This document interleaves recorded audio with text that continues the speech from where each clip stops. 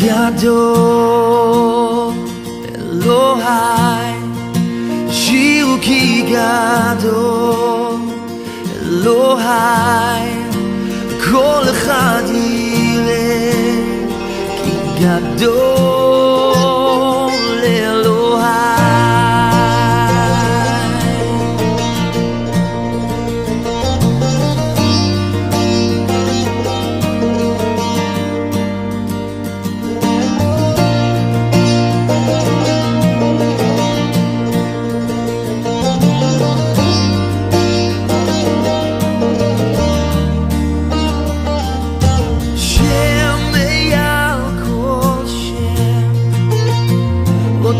ראוי להלל,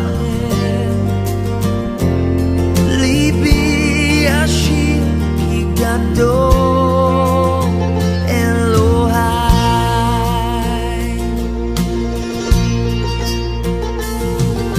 שם מעל כל שם, אותך ראוי להלל,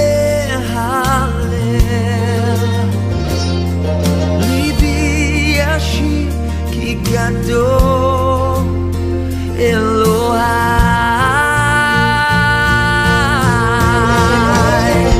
How great is our God? Sing with me, how great is our God, and all will see how great, how great, how great is our God.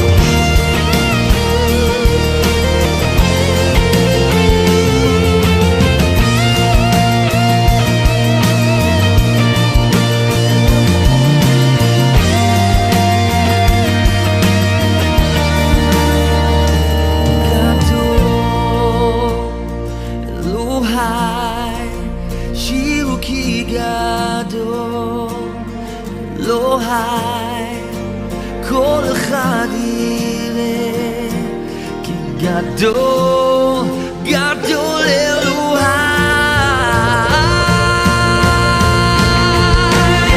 גדול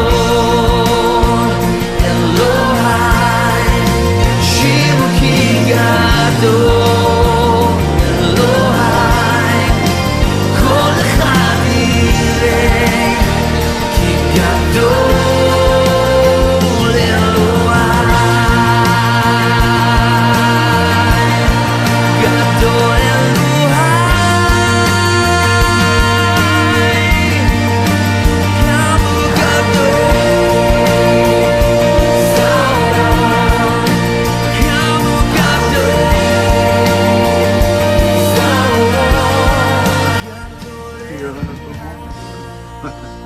Bienvenue encore aujourd'hui, donc toujours une joie pour moi de vous recevoir. Attends, j'ajuste la caméra. Toujours une joie pour moi de vous voir. Mais avant de tout ça, on va commencer par une prière. Okay? Seigneur mon Dieu Tout-Puissant, que ton nom soit glorifié et que ton nom soit béni. Je te remercie pour ta parole et je te remercie de ton enseignement. Je te remercie de nous avoir laissé ce magnifique objet qu'on appelle la Bible, ce magnifique livre. Alors, Seigneur mon Dieu Tout-Puissant, merci de nous apprendre déjà à méditer sur ta parole. Aujourd'hui, Seigneur, nous nous réunissons pour parler de ta parole encore et vraiment entrer et comprendre ce que tu veux nous dire. Merci Seigneur, aide-moi à bien véhiculer ce que tu as mis dans mon cœur et l'explication de ta parole. Et je voudrais te remercier aussi pour ces personnes qui écoutent de l'autre côté de l'écran. Seigneur, nous voulons tous te glorifier. Et nous voulons tous te rendre gloire et que tu nous bénisses, Seigneur, parce que tu es digne. Toi seul es digne d'être glorifié. Seigneur, merci encore. Bénis ces moments qu'on a ensemble dans le nom de Jésus-Christ. Amen. Voilà. Voilà, Yorana tout le monde. Bienvenue encore aujourd'hui. C'est comme une joie encore pour moi de pouvoir être là et d'expliquer la Bible. Mais le but, vous savez que le but, c'est que vous aussi, vous pourriez expliquer la Bible. Hein? Donc, n'attendez pas que n'attendez pas que vous ayez un titre pour pouvoir expliquer. Personnellement, j'ai commencé déjà à étudier et à enseigner avant même que j'aille à l'école biblique. Donc, on est qui gratte là. Voilà. Donc, merci encore. La semaine dernière, on a étudié l'Ancien Testament, le livre de Deutéronome. J'espère que la lecture de Deutéronome est plus facile maintenant. Cette semaine, on va passer au Nouveau Testament. On va passer au livre de Jacques. J'espère que vous savez que Jacques est dans le Nouveau Testament. Hein. Voilà. Bon, déjà, dans le Nouveau Testament, il y a 4 personnes qui s'appellent Jacques. Voilà. Il y a Jacques dans Matthieu. D'abord, on va voir par élimination qui a vraiment écrit ce Jacques, le livre de Jacques. Hein. Voilà, le livre de Jacques. Et on fait un livre qui emmène la pratique chrétienne. Hein. Comment vraiment vivre notre vie chrétienne quotidiennement. Voilà. Et le livre de Jacques est riche dans ces moments-là. Donc, pour une personne, pour vraiment savoir comment expliquer et délivrer et montrer vraiment comment vivre et comprendre par rapport à l'Ancien Testament et le Nouveau Testament, comment vivre cette vie chrétienne. Parce que maintenant, on est dans l'âge de l'Église. On n'est plus dans l'âge de la loi, mais on est dans l'âge de la grâce. On est maintenant sous la grâce. Maintenant, sous la grâce, le chrétien vit sous la grâce. Le chrétien ne vit plus sous la loi. Parce que Jésus est venu, il a accompli la loi. Et donc maintenant, nous devons vivre sous la grâce. Et Jacques est riche dans cette explication. Comment le chrétien devra vivre. Pas doit le vivre, parce que si tu dois faire quelque chose, donc ce n'est plus la grâce. Hein? Parce que la grâce, elle est libre. Et donc, comment il est plus sage de vivre sous la grâce. D'accord? Donc, dans la Bible, en fait, dans le Nouveau Testament, il y a 4 personnes qui s'appellent Jacques. Et on verra qui a vraiment écrit par élimination. Le premier Jacques qu'on appelle Jacques le mineur, en fait. Hein. C'est dans Marc chapitre 15, verset 40. Marc chapitre 15, verset 40, je vais lire. Il y avait aussi des femmes qui regardaient de loin. Parmi elles était Marie de Magdala, Marie, mère de Jacques le mineur et de José et Salomé. Hein. Et celui-là aussi, dans Matthieu 10, 3, il est écrit qu'il était aussi le fils d'Alphée. Hein. Et en fait, ce Jacques-là était un des disciples de Jésus. Hein, un des disciples de Jésus. Et on connaît vraiment peu de choses de ce Jacques-là. Et donc, il est très peu probable que c'est lui vraiment qui a écrit le livre de Jacques. Hein. Le deuxième Jacques qu'on voit dans le Nouveau Testament est dans Luc chapitre 6 verset 16. Hein. Luc chapitre 6 verset 16. Jude, fils de Jacques, et Judas Iscariote qui devint traître. Donc il y a encore un autre Jacques qui était le papa de Judas. Hein. Donc on a le Jacques qui est le mineur, on a Jacques le papa de Judas Iscariote. On a encore un autre Jacques, hein, c'est le Jacques le frère de l'apôtre Jean. Hein. On peut lire cela dans Actes chapitre 12, verset 2. Oh, déjà, le deuxième, je ne crois pas que le papa de Judas va écrire le livre de Jacques, hein, voilà. Hein. Donc, le deuxième Jacques qu'on a, non, le troisième Jacques, excusez-moi, c'est dans Actes chapitre 12, verset 2, hein. Je vais lire. Et il fit mourir par l'épée Jacques, frère de Jean, hein. Donc là, l'apôtre Jean a aussi un autre frère qui s'appelle Jacques. Et, euh, et là, dans Actes chapitre 12, verset 2, il est écrit que ce Jacques aussi est mort. Il est sûrement mort sous l'épée de Saül, hein, Saul de Tarse, excusez-moi, Saül, Shaoul en hébreu, ou l'apôtre Paul bien plus tard. Mais ce Jacques-là était sûrement mort sous l'épée de Saul de Tarse.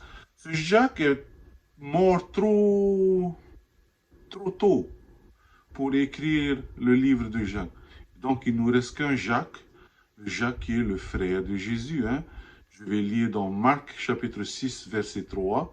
N'est-ce pas le charpentier, le fils de Marie, le frère de Jacques, hein, en parlant de Jésus, hein. Est-ce que Jésus, n'est-ce pas le charpentier, le fils de Marie, le frère de Jacques, de José, de Jude et de Simon et ses sœurs, hein, ne sont-elles pas ici parmi nous? Et ils étaient pour eux une occasion de chute. Hein. Voilà.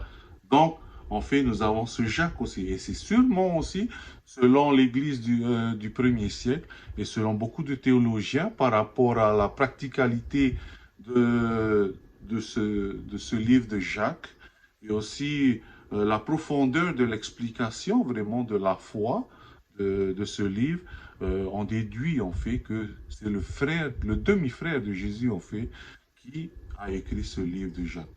Et une autre chose que vous devrez savoir aussi, c'est que dans le grec, hein, le nom n'est pas Jacques en fait. Hein. Là, Jacques est juste une traduction. Hein. Le nom de son frère en fait est Jacobos. Hein. Ça, c'est le nom grec. Hein.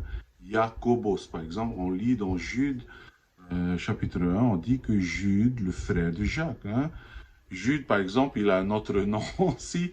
Jude, le nom en grec est Yehuda. Hein? Yehuda. Oh non, Judas. Hein? Judas. Judas. Hein? Donc, mais pour ne pas confondre, ils ont mis Jude. Et Jacques, par exemple, son nom grec est Jacobos, qui est en hébreu Yaakov, dans le Jacob qu'on connaît. Donc vraiment, si on traduisait bien, parce que c'est passé par tellement de langues, le français, l'allemand, le latin, etc. Donc de Yaakov, de Jacob, c'est passé à la fin jusqu'à Jacques. Mais si vraiment on voulait traduire directement de l'hébreu, ce serait Jacob. Hein. Mais pour cette étude, nous allons rester sur le livre, sur le nom Jacques. Hein. Voilà. Voilà. Donc, Jacques. Qui est Jacques déjà? Hein? Jacques, on parle si vraiment, hein, il y a beaucoup de probabilités que ce Jacques est le frère, le demi-frère de Jésus. Hein? Et si on prend vraiment, ce chemin que c'est le demi-frère de Jésus qui a écrit ce livre de Jacques, on peut découvrir un peu la vie de Jacques hein, par rapport à la vie de Jésus aussi. Parce que Jacques, c'était le petit frère de Jésus. Hein, et donc, par rapport à comment Marie a traité Jésus, c'est la même façon aussi, Marie et Joseph ont pu traiter Jacques. Hein. Bon, déjà, Jacques a un petit frère, Jésus a un petit frère. Et ça veut dire aussi que Marie n'était pas une vierge perpétuelle comme les catholiques le disent. Hein. Voilà, Marie a eu d'autres enfants, il y a eu Jude, et même là, comme j'ai dit, il y a eu d'autres sœurs aussi. Hein, voilà. Donc, Jacques, par rapport à la vie de Jésus, parce qu'on peut regarder la vie de Jésus, et on peut supposer donc que les autres enfants de Marie et Joseph ont vécu de la même façon. Hein. Donc, une chose qu'on peut voir peut-être, c'est que Jacques, Marie et Joseph, déjà on sait qu'ils étaient très pauvres. Ils étaient très pauvres. Si vous vous souvenez bien, quand on étudiait dans l'Ancien Testament, on étudiait le livre de Lévitique, les riches personnes, ils devaient venir en fait à la Pâque et ils devaient aussi offrir leur sacrifice. Hein. Et donc, s'ils étaient riches, hein, il était mieux pour une personne riche de venir sacrifier un taureau, hein, un taureau. Si une personne était moins riche, la personne devrait donc venir et offrir un mouton, une brebis, hein, bien sûr sans tache. Voilà. Et si vraiment une personne est très très pauvre, ben, cette famille viendrait plutôt alors offrir des pigeons ou des tourterelles, des oiseaux. Hein, voilà. Et là, on peut lire par exemple dans Luc chapitre 2, verset 24, en parlant de Marie et de Joseph, hein, qui sont venus à Jérusalem parce qu'ils étaient à Nazareth, hein, donc ils ont fait le trajet de Nazareth jusqu'à Jérusalem pour les fêtes juives, bien sûr, la Pâque, Yom Kippour, euh, la fête des tabernacles, Shavuot, hein, la Pentecôte. Donc là, donc il y avait des sacrifices à offrir, donc ils faisaient le trajet. Et là, dans Luc chapitre 2, verset 24, on découvre on lit que Marie et Joseph, et pour offrir en sacrifice 2 tourterelles et 2 jeunes pigeons, comme cela est prescrit dans la loi du Seigneur. Donc déjà là, comme on a étudié dans Lévitique, c'est que le riche offre le taureau, les moins riches offrent une brebis ou un agneau, et le vraiment pauvre, ils offrent que des oiseaux. Hein. Et là, on peut voir vraiment que Marie et Joseph étaient dans la petite catégorie. Qui veut dire que Jésus aussi a vécu dans la pauvreté, et Jacques était aussi hein, dans cette pauvreté. Euh, on peut aussi voir qu'il était très dédié, hein. Marie et Joseph étaient très dédiés dans leur tradition juive. Hein, tradition juive. Par exemple, on peut lire dans Luc chapitre 2, verset 42, que quand Jésus, vous vous souvenez de l'histoire, quand Jésus est parti du temple, hein, il est parti enseigner dans le temple. Il est écrit dans Luc chapitre 2, verset 42, que lorsqu'il fut âgé de 12 ans, en parlant de Jésus, ils y montèrent selon la coutume de la fête. Marie et Joseph sont partis selon la coutume de la fête avec Jésus. Et sûrement, en ce temps-là, parce que ça, c'est quand Jésus avait 12 ans, et sûrement Jacques était né aussi. Hein, donc, ils ont sûrement mis toute la famille. Et donc, on peut voir déjà que Marie et Joseph étaient vraiment dédiés dans leurs coutumes, dans leur tradition, dans leur loi juive. Hein. Et donc, selon cela, on peut dédier aussi que Jacques, aussi, il connaissait bien et il était vraiment, il participait dans tout cela. Et d'autres écrits hors biblique, mais selon les écrits de la première église du 1er siècle, hein, donc c'est peut-être l'église dans Actes, hein, voilà. Il y avait une personne, un des pasteurs, en fait, un des rabbis, parce que rabbi ou rabbin en hébreu veut dire enseignant. Hein. Donc on fait un des enseignants qui s'appelle Hegesippus, hein, ou Hegesippus, Hegesippus. Voilà. Il paraît, c'est comme Jacques en fait. Jacques, c'était le premier pasteur messianique. Hein. En ce temps-là, on appelait messianique parce que le nom chrétien est bien venu après. Voilà. Messianique veut dire, en fait, croire au Messie, Jésus comme le Messie. Hein. Voilà. Le nom chrétien est venu bien après. Donc là, Hegesippus donnait qui était aussi un rabbin, et connaissait Jacques aussi comme le premier pasteur messianique de Jérusalem. Hein. Et ensuite, par rapport à ça, il y a eu beaucoup d'autres églises autour et ensuite jusqu'au fin fond du monde, jusqu'à Tahiti. Hein. Mais les premières églises ont commencé à Jérusalem, en Israël, ensuite. Hein. Voilà. Hegesippus, qui connaissait bien Jacques et qui était aussi un rabbin de la première église, a écrit que Jacques était aussi considéré comme un homme qui avait des genoux comme un sabot. On fait lettre par lettre, pour paraphraser, on dit qui avait des genoux, qui avait des genoux de sabot. Voilà, des genoux de sabot. Voilà. Et pourquoi on dit cela en fait? Ben, on voyait que vraiment Jacques était, était toujours à genoux. Et donc, en ce temps-là, quand une personne était à genoux, était quelqu'un de prière. Hein. Et donc, déjà là, par ce nom-là, on découvre que Jacques était une personne de prière. Hein. Jacques n'était pas tout de suite un croyant que Jésus était le Messie. Jacques, je crois que durant la vie, le ministère de Jésus, ne voulait vraiment pas croire. Il a dû se dire, regarde mon frère là. Mais il est parti, mon frère Jésus. Il est parti dans son monde, ah là là. Mais bon, il a changé, on peut voir qu'il a changé quand il a découvert et il a vu que Jésus est ressuscité. Et donc, voilà un peu l'histoire, hein, l'arrière-plan de Jacques. Qui est Jacques? Donc, Jacques connaissait bien, vraiment, l'Ancien Testament. Il connaissait bien le cœur, il connaissait bien la loi, il était un des enseignants. Et pour lui, vraiment, pour devenir un rabbin, ça veut dire qu'il connaissait déjà l'Ancien Testament, la loi. Et donc maintenant, par rapport à la loi, il arrivait à connecter la loi et Jésus. Hein. Voilà. Bon, ben Jacques aussi, comme je l'ai dit, est le petit frère de Jésus. Hein. Et imaginez maintenant être le petit frère de l'homme parfait, hein, de la perfection. Hein. Vous avez, hein, demandez à mon petit frère. Je blague. Non, non, non. Hein, lui, il peut vous dire tout. Non.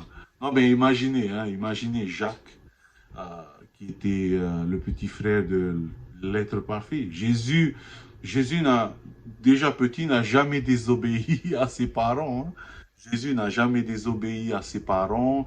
Jésus n'est jamais entré en dispute avec ses parents ou avec ses frères. Jésus obéissait tout le temps, en tout temps à ses parents. C'était l'enfant parfait puisqu'il est Dieu en chair. Hein. Donc il ne pouvait pas pécher. Et maintenant, imaginez Jacques, vous imaginez les parents de Jacques. Hein? Hein? Tu peux pas faire comme ton frère. Déjà, nous qui sommes imparfaits, on entend ça. Alors imaginez maintenant quand il y a des gens parfaits à côté, ils disent, hey, tu peux pas être comme lui là? Ah là là, regarde ton frère Jésus. Hein, c'est vrai qu'il est demi-dieu. C'est vrai qu'il n'est pas demi-dieu. C'est vrai qu'il est Dieu et en chair, mais hein, au moins prends exemple sur lui. Alors, sûrement, Jacques, peut-être il y avait des tensions un peu, il avait peut-être une réticence par rapport à Jésus, parce que, sûrement pendant, hein, parce que là, on voit de 12 ans, hein, 12 ans, Jésus est parti à Jérusalem pour la Pâque, mais aussi pour une fête, sûrement une fête traditionnelle des Juifs, qui s'appelle le Bar Mitzvah, hein, le Bar Mitzvah. Le bar mitzvah, hein, vite fait, c'est une fête juive où tous les juifs, jusqu'à maintenant, quand l'enfant, euh, excusez-moi, quand l'enfant arrive vers 12 ou 13 ans, il fête cette fête pour montrer que cette personne maintenant, cet enfant est digne d'être le père de famille, pas le père de famille, l'homme de la famille. Et donc, à partir de là, il va commencer à faire les choses et s'occuper des choses de la famille comme son père. Voilà. Donc là, le bar mitzvah. C'est une raison aussi pour laquelle Jésus, quand Marie et Joseph ont cherché Jésus et Jésus était dans le temple, et qu'est-ce que Jésus a répondu? Ne savez-vous pas que maintenant, je dois m'occuper des choses de mon Père? Joseph n'était pas le père de Jésus. Dieu était le Père. Dieu le Père était le Père de Jésus. Hein. Et là, Jésus dit, ne savez-vous pas? Maintenant qu'il y a le bar mitzvah, maintenant que c'est reconnu par la tradition juive qu'il est prêt à s'occuper des choses de son Père. Hein. Joseph, il était charpentier. Jésus, maintenant aussi, est charpentier. Hein. Et donc, et là, Jésus entre dans le temple et dit, ne savez pas que Je suis dans le temple, hein, maintenant, je dois m'occuper des choses de mon Père. Hein, voilà. Donc, je sais même plus de quoi, pourquoi j'ai j'ai là, mais bon. Donc, bon, comme je l'ai dit, Jacques était imparfait et Jésus était parfait. Hein, et donc, sûrement, il y a eu des tensions entre Jésus et... pas entre Jésus et Jacques, mais plutôt entre Jacques tout seul, il se faisait... Et sûrement quand Jésus faisait son ministère, il a dit, voilà, voilà, voilà. Mais faut pas oublier que Jésus déjà savait déjà la parole, puisque Jean 1,1 dit qu'il était la parole. Hein.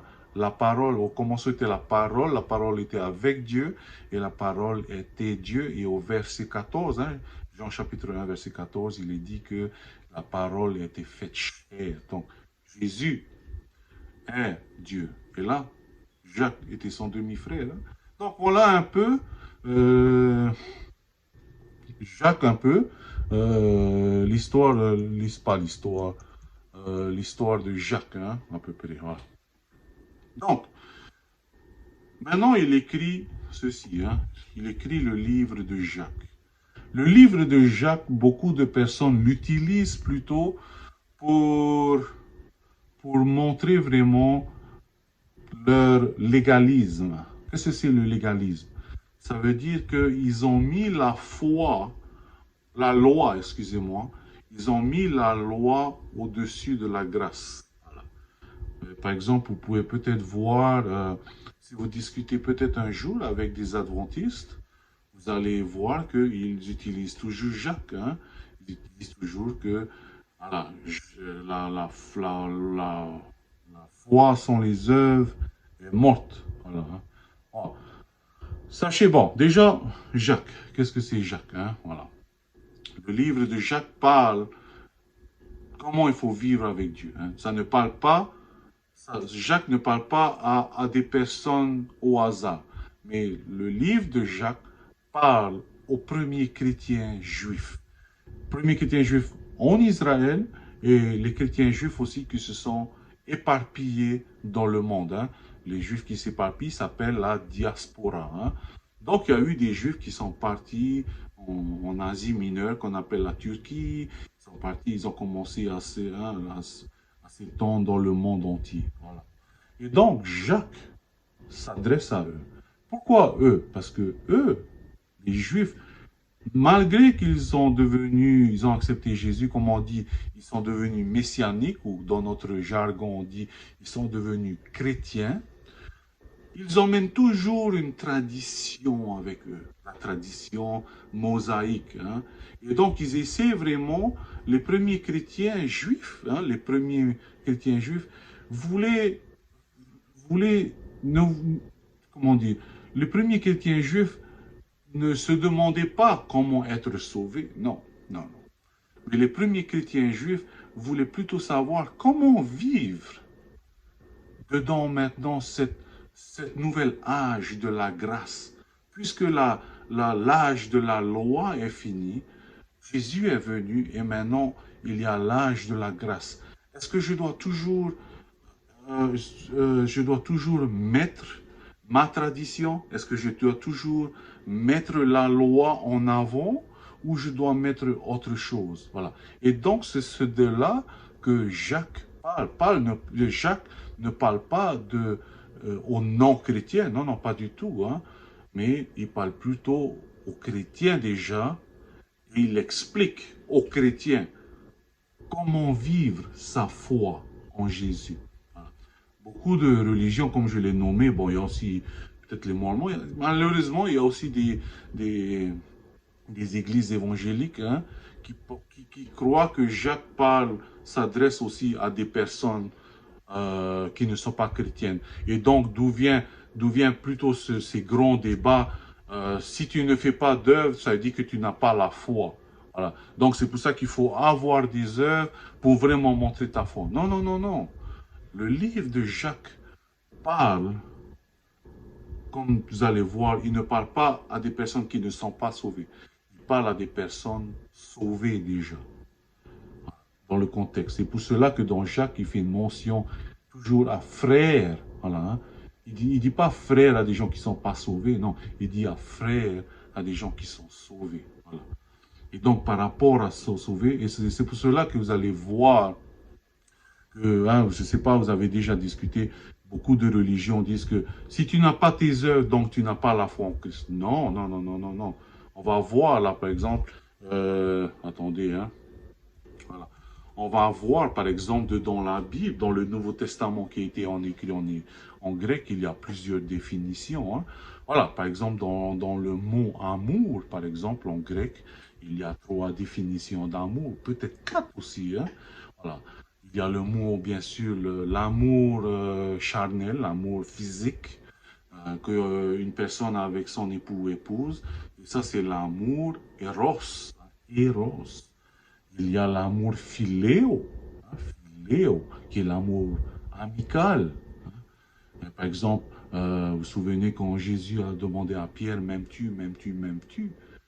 Et il y avait deux sortes d'amour qu'il a fait. Parce que le dernier amour, c'est l'amour agapé. Hein, c'est l'amour inconditionnel. Hein. Par exemple, quand Jésus avait demandé à Pierre, m'aimes-tu et m'aimes-tu? Les 2 premières fois, Jésus a demandé, est-ce que tu m'aimes inconditionnellement? Et le dernier aimé qu'il a dit, est-ce que tu m'aimes philéo? Est-ce que tu philéo moi? Hein? C'est-à-dire, est-ce que tu m'aimes maintenant comme un ami? Et puis c'est là que Pierre il a pleuré. Voilà. Et comme le mot amour, d'autres mots encore, il y a plusieurs définitions. Dans le mot mort, la mort, il y a plusieurs mots pour définir la mort aussi dans le Nouveau Testament et dans la langue grecque. Hein. Par exemple, le premier mort est, est apothnesco. Apothnesco. Voilà. Apothnesco veut dire on fait la mort physique. Quand tu meurs, pas la mort physique, mais plutôt la mort quand il n'y a plus de vie. Voilà. La mort quand une chose est inanimée. Hein. Par exemple, on peut voir dans Jean 11, 14, quand Lazare est mort, j'ai dit, Jean 11, 14 est écrit, alors Jésus leur dit ouvertement, Lazare est mort. Voilà. Il n'y a plus de vie, il n'y a plus, hein, c'est fini. Les choses, c'est vide, voilà. Donc là, c'est le mot apothnesco, hein, voilà.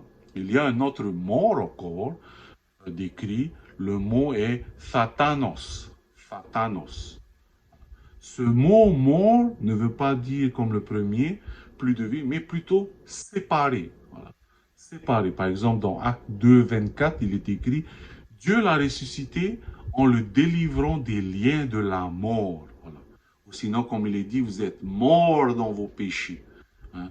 Qu'est-ce que ça veut dire? Ça ne veut pas dire que tu n'as plus de vie ou tu n'existes plus à cause de tes péchés. Non, ça veut juste dire que à cause du péché, tu es séparé de Dieu. Tu es mort dans tes péchés. Tu es séparé du péché. Voilà. Et il y a un autre mot, de mort encore, qui est nécros. Hein, nécros. Nécros veut dire plutôt faible ou stérile. Voilà, par exemple, on peut lire dans Jacques 2, 17. Hein, il est ainsi de la foi. Si elle n'a pas les œuvres, elle est morte. Voilà. Ça ne veut pas dire que la foi n'existe pas. Si vous n'avez pas les œuvres, votre foi est morte. Ça ne veut pas dire que si vous n'avez pas les œuvres, votre foi n'existe pas. Voilà. Non, non, non, non, non. Ça ne veut pas aussi dire que si vos œuvres, il n'y a pas d'œuvres, ça veut dire que votre foi est séparée de Dieu. Non, non, non. Là, la définition est nécros, qui veut dire plutôt stérile. Hein. Si vous n'avez pas les œuvres, votre foi est stérile. Votre foi existe toujours, mais votre foi est stérile. Voilà. Elle n'est pas beaucoup productive. Et donc, voilà un peu hein, ce que veut dire vraiment. Voilà. Beaucoup de gens disent, si tu n'as pas d'œuvre, ta foi, elle n'existe pas. Donc, il faut se focaliser sur les œuvres. Non, pas du tout. Hein. Là, dans Jacques, il est écrit, si votre foi, si vous n'avez pas d'œuvre, ça veut juste dire que votre foi, parce que vous êtes toujours des chrétiens, il y a toujours la vie, Jésus est toujours en vous. Hein, vous avez toujours Jésus en vous et vous avez cette foi, mais cette foi elle est juste stérile. Voilà. Donc, avant de terminer, je vais juste montrer une vie, une vue d'en haut de Jacques. Et la prochaine fois, nous allons bien aller en détail, hein. Donc, du chapitre 1 au verset 1 à 18, Jacques montre vraiment, il discute comment vivre notre vie chrétienne dans les épreuves, hein. Regardez bien que dans Jacques, il n'est jamais dit des... il est toujours dit des moments difficiles. Il n'est jamais dit des moments mauvais. Non, non. Il est juste dit des moments difficiles. Et là, du chapitre 1, verset 1 à 18, Jacques montre comment vraiment entrer, comment vraiment représenter et vivre sa vie quotidienne durant les épreuves spirituelles. Voilà, hein. Chapitre 1, verset 19 à 27. Il enseigne vraiment que le vrai chrétien ne doit pas juste être un entendeur de la parole de Dieu, ne doit pas juste écouter la parole de Dieu, mais il doit aussi pratiquer la parole de Dieu. Donc, ça c'est le chapitre 1. Hein. Le chapitre 2 maintenant, du verset 1 à 13, Jacques parle aux chrétiens et dit que par rapport à votre richesse ou votre position, il ne faut pas faire de favoritisme. Et malgré cela, ça s'arrive aussi, bon, je vais lire à peu près, c'est dans Jacques, chapitre 2, verset 3, il est écrit, « Si tournant vos regards vers celui qui porte les habits magnifiques, vous lui dites, toi, assieds-toi ici à cette place d'honneur, et si vous dites aux pauvres, toi, tiens là debout, ou bien assieds-toi au-dessous de mon marchepied. » Voilà. Donc, du chapitre 2, verset 1 à 13, Jacques enseigne en fait par rapport aux chrétiens, si vous avez des richesses ou si vous avez une bonne position, il ne faut pas faire de favoritisme, hein, voilà. Chapitre 2, verset 14 à 26, là il parle de la foi sans les œuvres, hein. Comment vraiment bien faire l'utilisation de la foi pour faire de bonnes œuvres, hein. N'oubliez pas, dans Jacques, le mot est nécros, hein, qui ne veut pas dire qu'il n'existe pas. Le mot mort ne veut pas dire qu'il n'existe pas, mais le mot mort veut dire juste être stérile. Votre foi sans les œuvres ne veut pas dire qu'elle n'existe pas, mais elle veut juste dire qu'elle est stérile. Voilà. Maintenant, on va passer au chapitre 3. Le chapitre 3, versets 1 à 12, montre vraiment comment vivre quotidiennement sa vie quotidienne en Christ, c'est en contrôlant sa langue. Hein, contrôlant sa langue. Et c'est sûr, parce que tout ce qui se passe dedans, on fait, dans notre tête, par rapport aux épreuves spirituelles, ces choses, ce qu'il y a dedans, s'exprime au travers de notre langue.